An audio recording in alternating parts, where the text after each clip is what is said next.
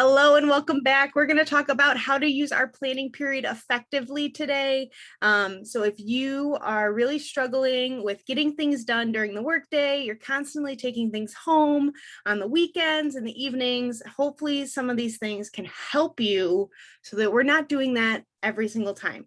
I don't want you to get burned out and feel like you are so frustrated because you don't have time at home just to be yourself. So hopefully these little quick tips can help you. I do have a blog post about how to use your planning period or how to make the most of it. So I will make sure I send that to you guys as well. And I will drop that in the chat at the end, and I will leave it below. Too late, already burned. Hopefully not. That's what we want to come back from that. Hopefully you're taking some time this summer to rejuvenate and focus. I know you have a lot on your plates, but hopefully we can get focus on what's important, and get whatever we need done within the day, within the week, within the month, within the year. So without further ado, if you are in the Facebook group, I did drop a to-do list. That is the to-do list I use. It's free. I totally use it every single day in my classroom. It looks like this. There's just a week: Monday, Tuesday, Wednesday, Thursday, Friday, Saturday, and then Sunday I put on here too. And then there's also a to-do list on the side for those things that come up, like you have to send an email, make a phone call. That's usually what I throw here because the day gets away from me most times, and I forget. And so if I don't write it down, I have to write it down there. So, and the way I use this is obviously you put it at the top, whatever the week is. So this week is July 19th would be the start of my Monday to July, whatever, 25th. And that's how I would start out the week. And then in each box, I don't overload myself. If I overload myself, there's too much that needs to get done, and then it just doesn't get done. So I usually do 3 things. What are the main 3 things you need to get done that day? So Monday, you want to make copies, make sure you put it there, but don't be so general about it. Copy chapter 1 for math. Be more specific about it. It seems less overwhelming when you get more specific. If your goal is to write an IEP in an entire week, then you need to break it up, right? Start with parent input statement, present levels, then into the goals, and do that on each day. So my 3 things might not be all about that IEP. I might have my first thing be, look at a parent input statement. That's going to be Monday. If I don't have that by Monday, I'm going to follow up on Tuesday with the parents. Make sure I get that. And then I'm going to go through and cycle through and break down those bigger tasks into smaller ideas so that I'm not circling, where I'm not sure what to do, where to go. And that way I know when I have that dedicated time for my planning period, I am focused on those 3 things that are in that box. If I can get those 3 things done, amazing. If I can't, then I'm going to find the other time to do that. I might get something checked off of my to-do list. That's good too. A lot of my to-do list is usually, like I said, those quick things: send an email, make a phone call, check with the OT, things like that, that just get away from you, and things that you have to do during the day. Like I said, they just come up sometimes and you're like, oh, I forgot. I had to go and tell my para that the student is leaving early today, but make sure you can do that, send a quick text message, whatever it is. But those things, they get away from you and you don't think about them all the time, but then they pop in your head at the random time. And that's why I always have my list either close by or on my desk or wherever, and make sure that I can check it constantly. And I'm focused on those things during my planning period. So like I said, when I know that my time is coming, either like before the week or during that morning before the students get there, is when I start writing out what I need to do or what I think I need to do, what I want to get done off that list, so that I'm focused for the day. I can go about my day, my teaching, say I don't have a planning period till 2 o'clock.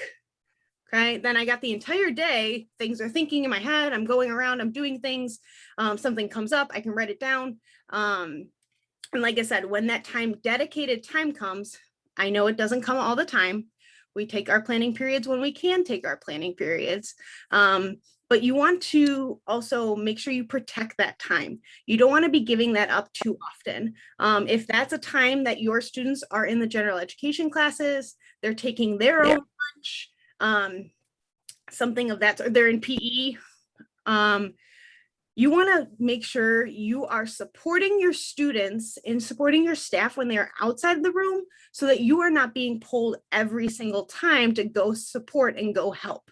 I know that's a trap we all get into at the beginning of the school year, is you have a behavior or you have an incident, you have a staff member who doesn't know how to handle that incident.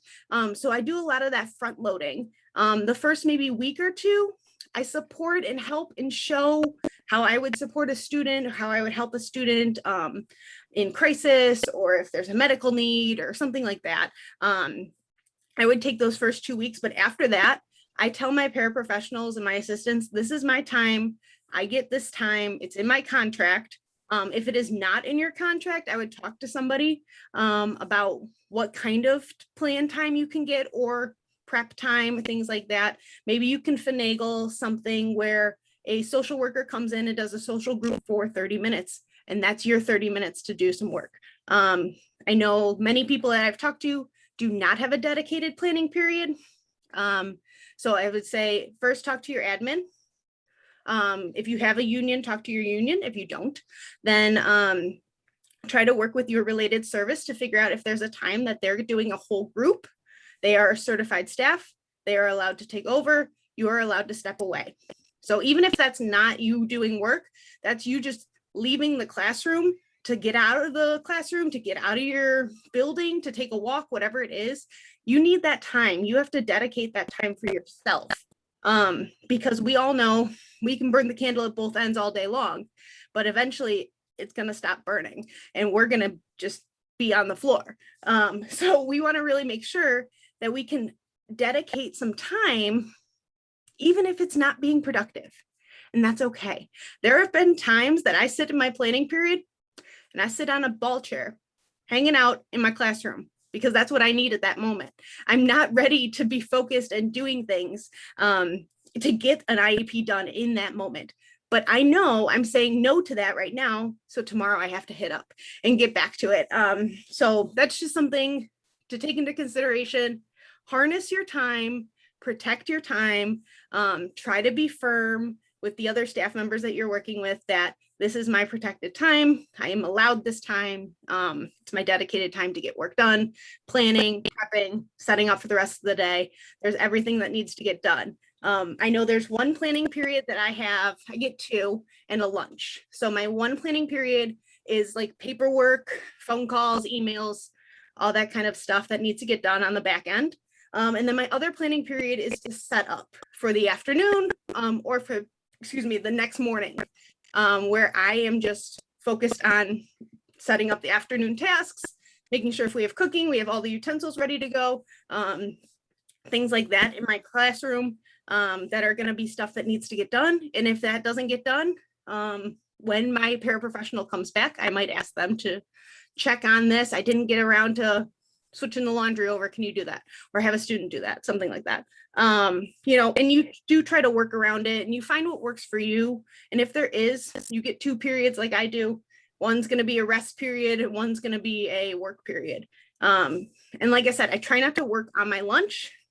Sometimes that happens when you're eating a sandwich and trying to write an IEP or send an email or whatever it is. But I try not to take into that too much throughout the week. I would say my best advice is, like I said, writing it down, kind of holds yourself accountable a little bit. And then making sure that if you say no to something one day, it's still got to get done eventually. If you are like me and you're in a real busy season, I'm going to call it a season because there's times where it's just like everything all at once. You have to do everything at the same time. And you do need to come before or after school or work outside your contract hours. I would use that as a minimum. Don't use that every single day, coming in at 6 a.m. before the kids get there at 9. Like you're going to kill yourself. So you really need to watch how often you are doing that. I know when I was doing that for years, I would get sick more often because I was getting less sleep. I would take care of myself less because I would be trying to run into work and work from 6 a.m. to 3 p.m. But nothing would ever really get done because I'm just tired. By 3 o'clock, I'm exhausted and I'm asleep on the couch by 6 p.m. And because I was already up 12 hours. So like I said, just protect that time. I see there's some chat, so I'm going to come back to it. Okay. Good point about being specific. Never thought of it like that. Things often get lost when you're too general or gets pushed. Yes, that is something that's really important. Is, like I said, if it's a big project, like write an IEP, then that's going to be way too overwhelming for you. You're not going to know where to start. You want to analyze the data. You want to write the reading goal. Make sure it's specific to the point, what it is. Okay. But how do you get everything done then? That's a great question. I would say, like I said, breaking it up into smaller steps, holding yourself accountable because you've written it down. I am the person that needs those little check boxes. So if I check it off, it feels good that I did it. Even if it's literally put something in my mailbox, like whatever it is, like something so small, but that needed to get done. So it went and got done. When you can't get it done yourself, I would delegate as many tasks as you can, like making copies. Your paraprofessional or a student can do that. If you find yourself that you're really just like, I don't even have another 5 minutes to stand at a copier. My students oftentimes will laminate things for me if I need them laminated, or cut task cards. They're a part of the activity so that when they see that activity is completed, they know we're working on something they helped create. So it takes a little bit of ownership in that. I've noticed a lot of students really taking and loving he's not available right working now on something that they've created.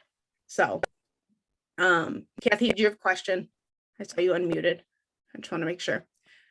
But like I said, other ways to get that completely done is just making sure you do what you need.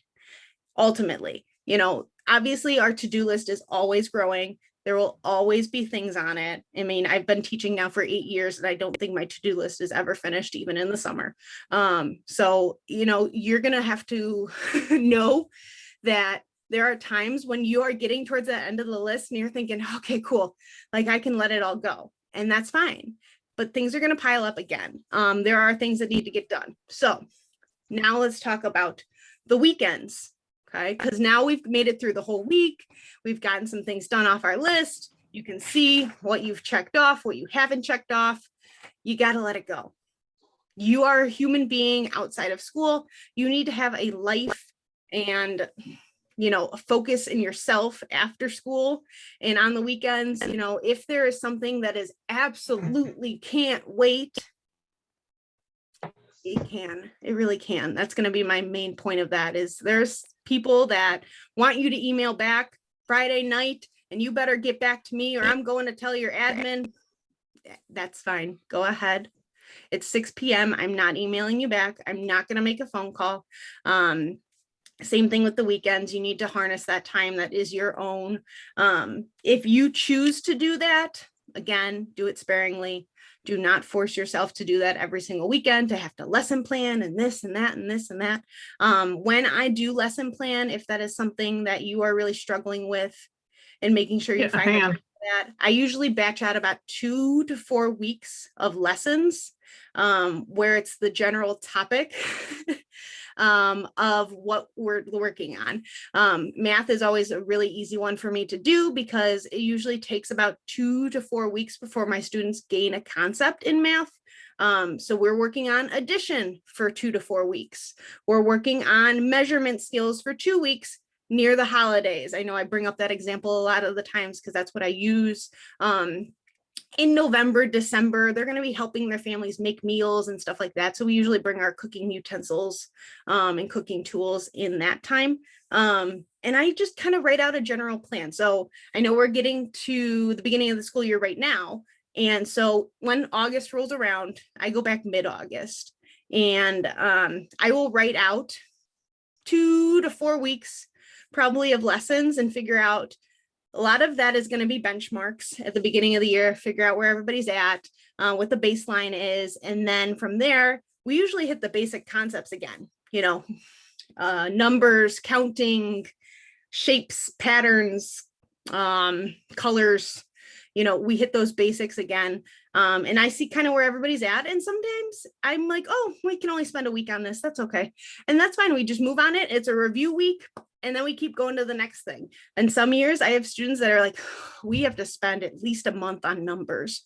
We don't have number identification down. And that's kind of a quick and, in and out that you can check in with yourself. If you are writing, I know we talked about this before when I talked about how to create a curriculum map or curriculum plan, but if you are looking to figure out how long you should teach something for, I would go back and look at your state standards and what you have to teach and figure out those concepts there. And then look at the concept. So like I know fractions for my class is very difficult. It takes a lot of time. They have to see it. They have to work with them. That's usually a 3 to 4 week activity that we are doing in different variations. Like I said, in cooking, in worksheets, in pies, and in pizzas and things like that. We're doing a lot of hands-on things with that versus addition might only be a week or two.